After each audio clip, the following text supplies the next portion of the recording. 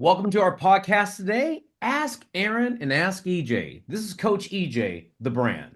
This is Coach Aaron, the source. Guys, we've got a great guest today. This is LaShawn Wells. LaShawn's been a friend of mine for, God, maybe 30 years, almost since I've been in business. I've trained his daughters, and I know him really well. But LaShawn is also the athletic director for Berean Christian High School in the Bay Area here. He's also the founding member of Universal Fast Pitch, a softball organization, is one of the co-founders, and he's also an author. He's written a couple of books. One we're going to definitely get into today, which is "Don't Be a Crazy Ass Parent," and the other is "The Seven Principles of Faith-Based Parenting." Along with this other laundry list of things he's accomplishing.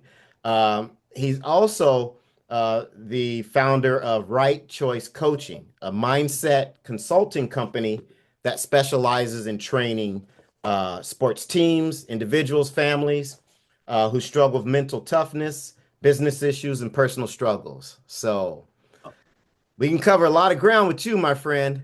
Well, thanks. Hey, thanks for having me, guys. I really appreciate it. I've been knowing, like Aaron said, for a long time. I've known about EJ and just really respect what you guys are doing, and I'm honored to be here.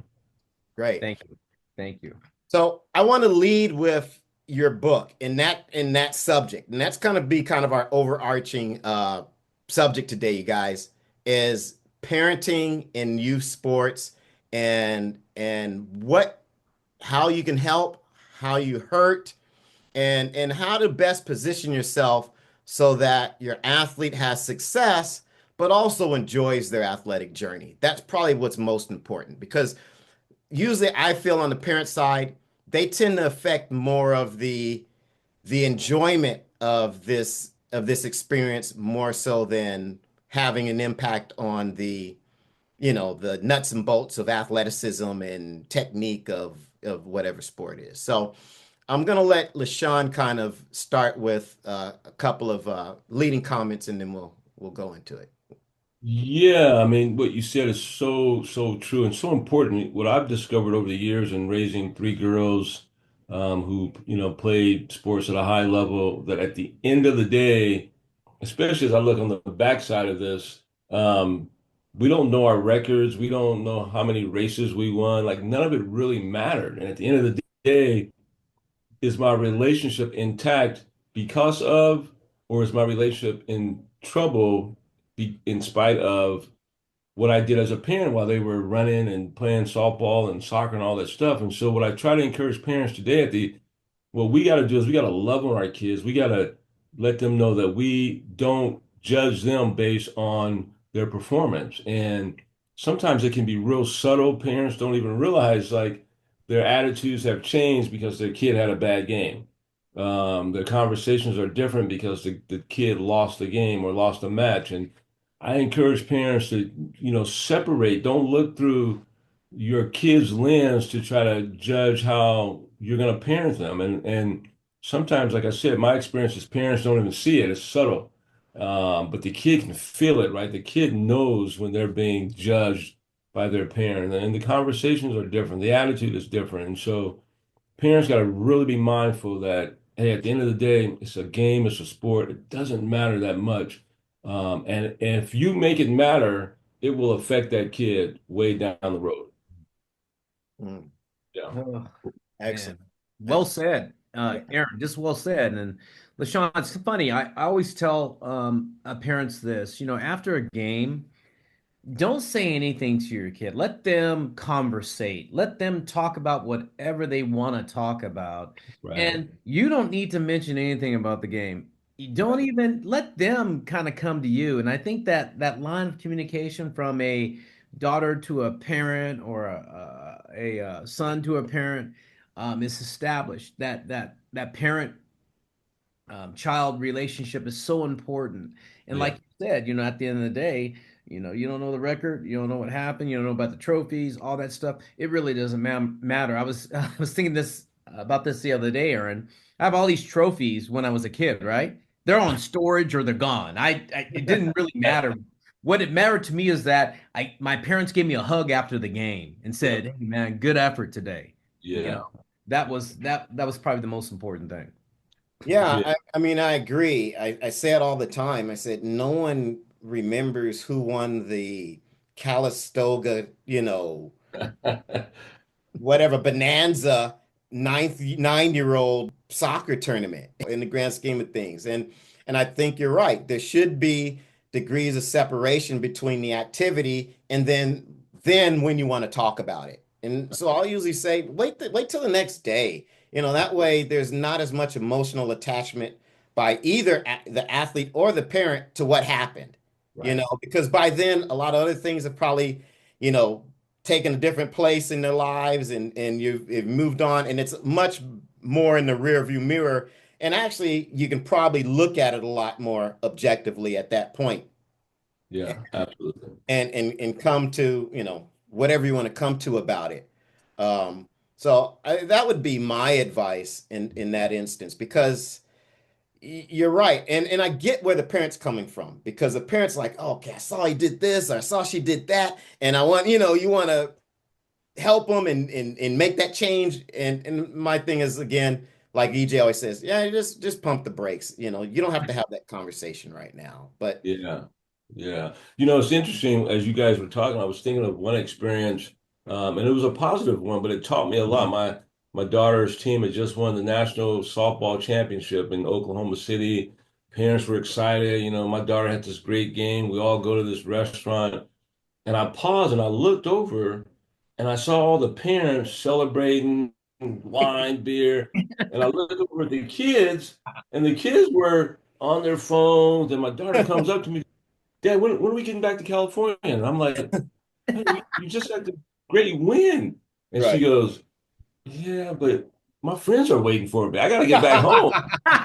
Right? It's like, I remember going, yeah, that was about us.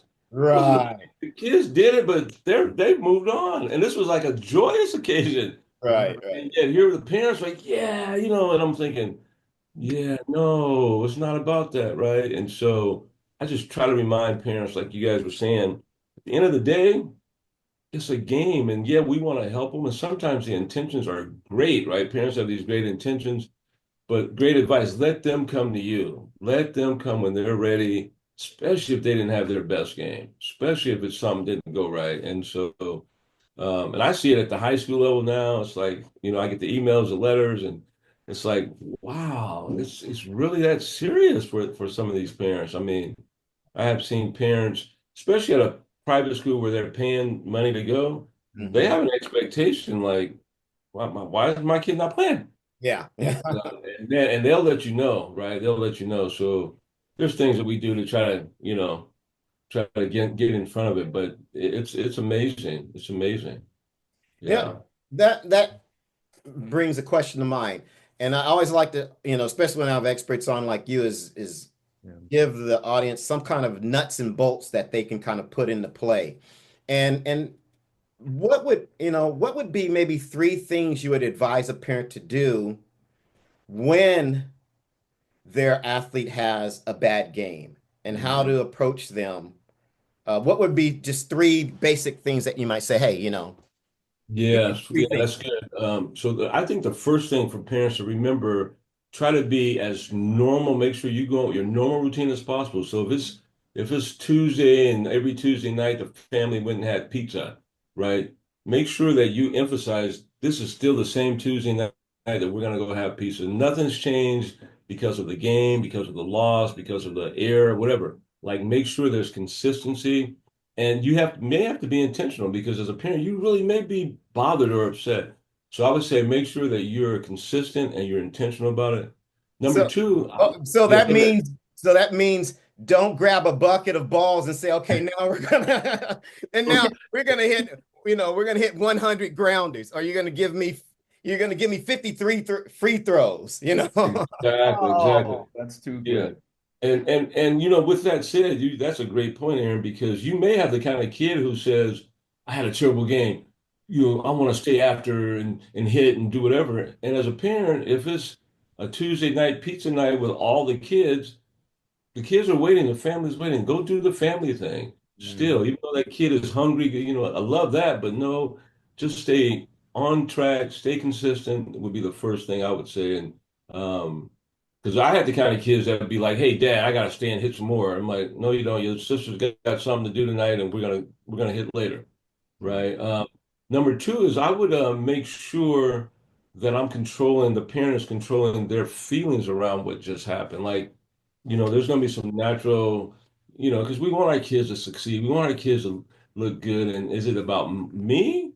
Right? So parents, check yourself. Is it about me looking good or is it really about the kid? Right? So I would tell the parent to make sure that you really check your own internal feelings, process it before the kid gets there, like what you're really feeling about what just happened. Um, and then number three, I would say it's so important to just grab that kid. And this is what I advise parents after every game. What did you learn and did you have fun? Right. And so wins or losses, hey, what did you learn today? Did you have fun? So if that's your questions all the time, it's not going to matter how they play because they know they're ready to answer, yeah, it wasn't so fun, or yeah, I had a lot of fun. And today I learned blank. So if you can ask those questions and be consistent about it, control your own behavior and keep your routine, I think it's great for the kid. Hmm. Especially now, LaShawn saying those things, and just because everything is just so out there media wise, and people want to post stuff on social medias and stuff like that. I think it's very important just to stay grounded Yeah. with what you're doing, and I think that's Aaron. I think that's super advice for parents out there. I hope a lot of parents listening are listening to this because.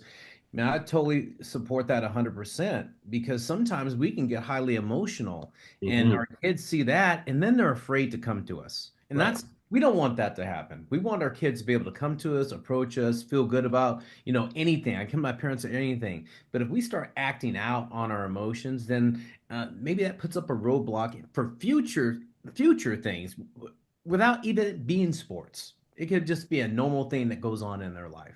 That's good. That's great. Yeah, that's so true. And I like that you mentioned, asking the athlete what did they learn because that continues to promote their growth Right. as an Right. athlete and as a person. They learn to be introspective. Absolutely. Yeah. No, I definitely like that aspect of Yeah. it. And even after practices, I think it'd be great if you ask your kid, "Hey, so what you learned today?" Right? Because then that's a no pressure situation. There's no scoreboard, and then you can, like you said, Aaron, and I don't know if I learned that through the process of my kids going through your training, but I know that a lot of times after the training with you, it was about what did you learn today? Because not being a track guy, how Yeah. can I help them stay on task with what you just went through? Hmm. And I would say my track daughter and the kids that worked out with you, they had to be real introspective because it was new stuff, new drills all the time. So what'd you learn today? Dad, I learned that I got to have my heel up, and Hmm. so I'm gonna say that probably came from some of the stuff you were teaching my kids. Now, I want to shift gears a little bit and ask you a question about because you've been doing this for 20, 30 odd years and you've coached at a variety of different levels. And again, your girls have had some really great success as athletes. And so now putting on your coach's hat as well as your consulting hat, how would a parent or what should the parent coach relationship really look like? How should they be communicating? Do you understand what I'm saying? Yeah. Yeah, no, that's a great question because and I see I see it all the time. And what's interesting is I see it from male athletes and their parents different than how I experience from female athletes. And it's phenomenal because, I try to get the parent to understand that we're teaching your kid a life skill, right? And so, yeah, they're an athlete, but how can we get them to be the leader of their own selves, right? Like, should you be calling me really, or should they be calling me? Right? Should they come and talk to me after a practice when they have a question, or should they go tell you and then you come tell me? Hmm. Right? But what I noticed, especially the last 5 years working at a high school, it's the moms of boys who call me. Yeah. And it's not the moms of girls. Usually the girl will come to me. Mhm. The moms of boys say, he didn't know about this and that. I'm like, well, that's unbelievable. We got it posted. We do this Berean Daily where it's podcasts all the time. Right? It's just hard to believe that he didn't know this. Are you sure he didn't know this? Can you send him to me? Right? That's what I try to tell the parent. But I think the communication and the relationship with the coach and the parent is coach always reminding the parent that we're trying to teach a life skill. So I will support you in how you're working with your kid, Mr. So and so, by reminding you to send them to me, and I'll answer that question for them. I had an unbelievable experience. I had a senior parent recently contact me and say, "Hey, my son didn't get all of his awards from his coach and certificates and pins, and so I'm going to come down there next week and grab them from you." I said, "No, you're not." No, you're not. I said, you could please send him to Mhm. me, and he and I can talk because that's the process anyway, right? But I'm not having a mom come get his stuff. Right. And so I think sometimes as coaches, we've got to be really candid. Sometimes with the parent, we can do it in a way that's respectful, but just reminding them that we're here to help walk alongside you guys as parents in raising your kid to be a responsible adult by taking care of their business, right? And so I would encourage parents to let that happen. Be partners with those coaches Mhm. because they're on your side. They're trying to make your kid successful at whatever sport it is. It's not an adversarial relationship, right? And some parents start it that way, right? Mhm. Right. So that's my advice to parents. It should be that partnership in helping your kid be successful. Yeah. Yeah, I like that. I like that word you use, partnership. I think that's not used enough in sports, youth sports, high school sports, Right. whatever you want to call it. But I know several professional athletes call it a team, a Right. partnership, and not saying we're trying to aspire those guys to be guys and gals to be professional athletes. We're not. We're trying to make them better people. And Yep. when you talk about partnership, that hopefully that eases, right? That eases the relationship thing. Relationship that, I guess the question I have for you also is why are players, so afraid, athletes, so afraid to talk to their coaches when things are bad, good, or whatever? We've just had this period of tryouts, right? And so athletes usually come to Aaron and myself and say, "Hey, man, this didn't happen. And, I don't know what happened. I don't know what to do." I said, "Well, did you talk to your coach?" Why are athletes afraid to talk to their coaches now? Do you have any advice for that or anything you could state? Yeah, I wonder when those cases happen for me, I wonder how is it being set up by the parent, right? I know for us, they would come, our kids would come and say, I did this workout with Aaron, and okay, you need to go ask him. If you didn't understand it, you got to go ask him. It's your job. Um, and so I think as parents taking control sometimes and not allowing the kid to experience that uneasiness of like going to the adult and saying, "Hey, I don't understand. How can I make this better? What should I do? Or why didn't I play? Or what can I do to play more?" Um, I'm working with a young athlete right now, super talented, gifted young lady, and her parents were on her case about not talking to the coach after every game. And she was like, Coach LaShawn, I already know why I'm not playing. But my mom and dad want me to go back to the coach after every game and say, you need to ask again why you're not playing. And she goes, I don't know what to do. I Mhm. know why I'm not playing, right? And so I think that comes sometimes from the parents, putting that pressure, and the kid is like, I don't even want to talk to my coach anymore. Yeah. Yeah. Um, Right. in this case, the kid saying, I already know why I'm not playing. The parents Right. not getting the answer that they want to hear. That's Right, what, exactly. yeah. Exactly. Yeah, yeah, for sure. Yeah. Yeah. Did you have a question, EJ?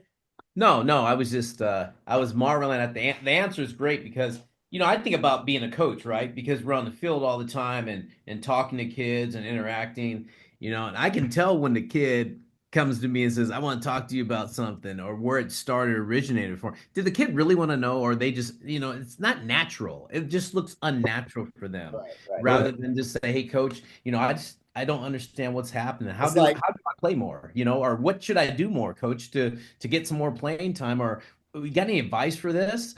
When the kid naturally says, hey, coach, I don't get it. Like, what do I need to do? I'm missing the ball, or I don't know how to throw this, or my foot movement pattern's off. You naturally can feel it. And Right. it's just so Right. described, it's like, hey, let the kids, I always say, let the kids play. Yeah. Yeah. But you're so right, EJ, because that kid knows when they get in the car, they have to answer the one question from mom or dad. Did you talk to your coach today? hmm Uh, yeah. Yeah. But they, like you said, they really already knew. They didn't really need to do anything but answer their parents' question when they get in the car. Yeah, I did talk to my coach. Right. yeah, it seems like those are those situations where in your head you're saying, okay, did your parents do your homework? Did your parents write this Right. paper? That sort of thing. This doesn't sound like you. Right.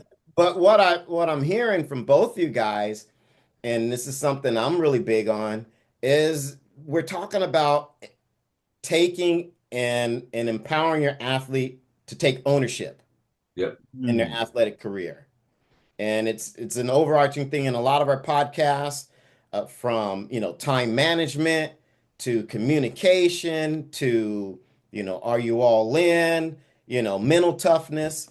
And I agree. I think the one of the parents' big responsibilities is to give them that leash and that rope to be able to take ownership, whether Right. it's passing, whether it's successful or failing, but they got to go through those experiences. Absolutely. Right. Oh, no, I definitely agree. And I think that would be one word to encapsulate a lot of what we're talking about. Yeah. Yeah, it's to me it's like the parents, like you said, they want to do the homework, right? They don't want the kid to put in the 10,000 hours to be great at something. They want to, take over Hmm 5,000 of the 10,000, hours. Like let the kid go through the process. And if they end up being professionals, great. If not, they've learned some life skills that they can apply in other areas of their life. And for me, that's really what it comes down to, right? Right. I tell my girls all the time, I want you to be great at life, right? I Mm. want you to be great at life. And if you can learn certain things about this sport and the habits that it takes to be good at it, then you could be great at life, right? Great moms, great people in the community, what great employees. Like that's what I want you to be great at. And We've only got a couple more minutes here, so and I wanted to I've been reading your book, and don't be a crazy ass parent, and it's kind of a compilation of blogs of your yeah, experiences over the years, and I'm gonna put you on the spot here and ask you to give me maybe what's one of your most memorable negative experiences, examples of a parent, and what's probably one of your most positive experiences with the parent. yeah. So I'll get the negative one out of the way first. Yeah, I had a parent who just they were living through their kids' experience, right? They wanted their kid to play every game and to bat in the prime positions, and the mom just it was almost like she couldn't control herself. We would have these conversations, and the game would start, and man, she would just be like this other person, and I love the kid to death, but it was such a disruption. I had to tell them they couldn't play on the team after the season, right? And I was like, and I was very honest and got the mom, dad, and the kid, and I said, I cannot take you back on the team because of the behavior of your parents. And with tears in my eyes and their eyes, kid got it. Kid went on to do great things in college, and we maintained a relationship. Hmm. The kid, Nice. right? The kid didn't hold me for her mom's behavior. And the kid went on and is doing really great things in life. So I'm super proud about that. Well, I just think real quick, yes, what was the parents' reactions? I think the parent finally got hit square in the face with it. Like I've caused my daughter to lose something she really wanted to lose, I really wanted to have. And I think it hit the mom. The dad was a very passive guy, So, which is part of the reason why the mom was out of control at the games anyway. And he didn't say anything in that meeting. He just kind of swallowed it, and they got up and left. And I'm an emotional guy sometimes, and so it pained me, man. It really pained me to have to do that. But I think she went on. I would like to think that from that they learned something that I hope they took with them, and I think they did. Um, Man, I got so many positive ones. Um, so many good people I've been blessed to meet. I guess the one I would say is there's a kid. She's a starting. I'm gonna give it away. She's a starting shortstop at Cal. Um, Rated the number 20 something best softball player in the country this year. Um, but was just a kid when I first met her. I said, there's something about this kid that's different, right? And I had coaches on the fence. There's some prominent coaches like, I don't think she's that good. I don't know if, I'm so proud that this kid is a great softball player, but she is a better person. Wow. She's a better person. And I meet with her and a couple other kids in the off season every year, and she is serving her community and leading her team, and she's just a great young lady. And I think I mentioned her in her name in the book, but just by her attitude and working hard and believing in what we were selling, um, and going in head first, and then seeing the results, I'm just so proud of her, so proud of her. Yeah, Great. That's great. I'm sure you've got a lot of stories like that, man. You're a good guy. You've been around a long time. You've seen a lot, and we've shared a lot of clients. Uh, yeah. your daughters are probably the best testament to who you are as a coach and as a parent, and I got to experience them firsthand. So no, it's been a pleasure. Thank EJ, I know we got to wrap it up. This is a Yeah, busy man. I We know. said at the beginning all the things he's doing. So. Um, Um, we got to have him back, one yeah, day and just talk more about it. But God, what a privilege to have you on today and really share some really great experiences and some great advice for parents out there. So we really appreciate that too. So thank you so much for that. Thank you. I would love to. I mean, I think this is such an important topic. And if parents can get just something from your guys' podcast to implement, I think they can help the relationship with their kid and change maybe even the outcome of what that relationship looks like. So thank you guys. Thank you guys for having me and for doing this. no problem. LaShawn, let everyone know where they can reach you if they want to get a hold of you. Please, you can tell them a little bit more about your books, the titles, where they can find those. Um, Absolutely. Yeah. So both books are on Amazon. Feel free to check them out there. I can be reached at 925-586-4771. I answer all my text messages. My Right Choice Coaching website is up. There's a questionnaire on there. You can send me a questionnaire through the website. Reach out to me that way. And if you want a free consult, let me know, and I can try to answer all the questions that you have.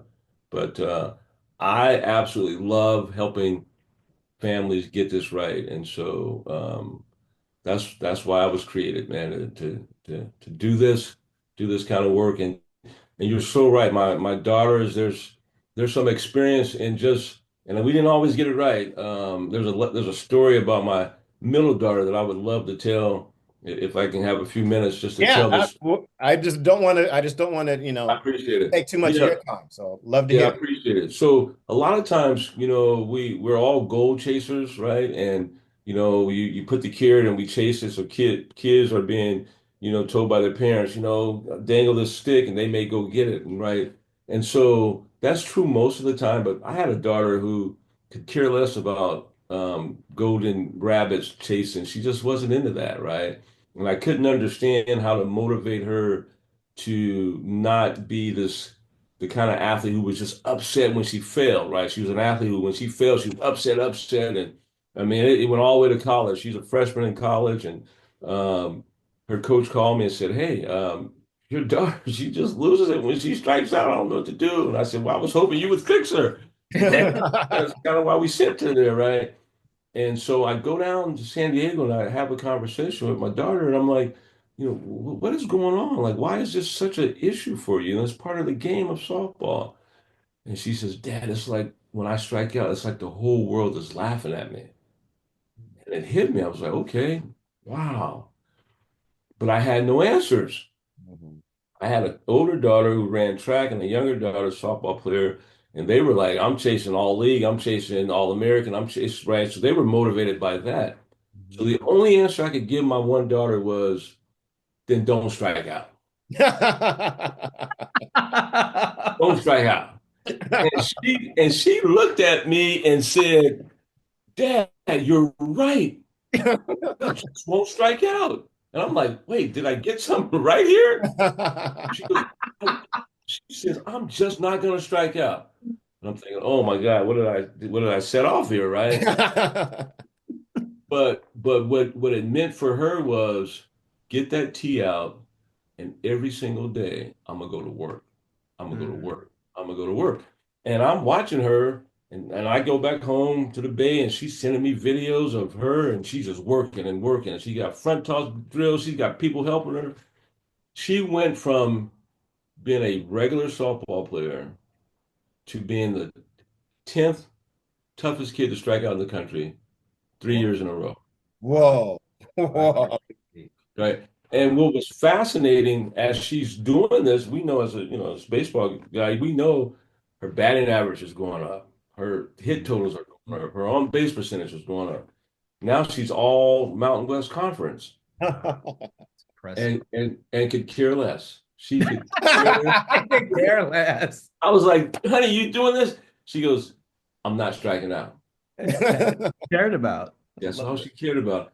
And that taught me a valuable lesson in coaching these kids. If I can get to what really motivates them, Mm. right? And it may not be the thing that I think would motivate most kids, but if I can find out what really motivates you, then I'm going to be able to really coach you up. And so I just take that story with me all the time, man, because it was my own kid. My own kid was my toughest kid client, but she also taught me such a valuable lesson for all the other kids I'm coaching.